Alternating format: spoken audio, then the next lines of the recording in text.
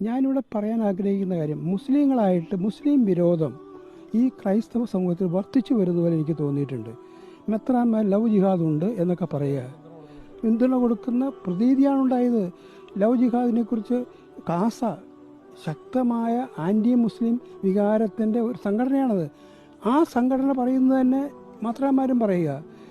P C George പറയുന്നത് മെത്രാന്മാർ പറയണോ? P C ജോർജിന് ലക്ഷ്യങ്ങളുണ്ടാകാം.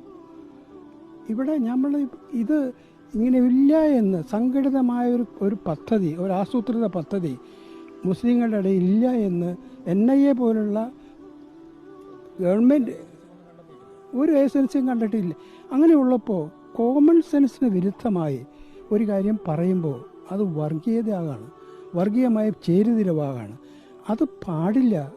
സഭയുടെ ഭാഗത്തു നിന്ന് വർഗീയത ഉണ്ടാകാൻ പാടില്ല. നമ്മുടെ സമൂഹത്തിൽ പരസ്പരം വെറുക്കുന്ന ഒരു സമൂഹമായി മാറുന്നത് തികച്ചും അപകടകരമാണ്. ഈ RSS പത്രം എഴുതിയേണ്ടില്ലേ, ഏറ്റവും കൂടുതൽ സമ്പത്ത് വഖഫിനല്ല കത്തോലിക്ക സഭയ്ക്ക്. മനസ്സിലാക്കണം, രാഷ്ട്രീയ പാർട്ടികളെ മനസ്സിലാക്കാൻ മെത്രാന്മാർ പരാജയപ്പെടുന്നു എന്നുള്ളതിൻ്റെ സൂചനയാണിതൊക്കെ. പാർട്ടിക്ക് അനുകൂലമായ നിലപാട് മെത്രാന്മാർ സംഘം എടുത്തു എന്ന് തോന്നിപ്പോകുന്നു. അവർക്ക് തിരിച്ചറിവുണ്ടാകട്ടെ.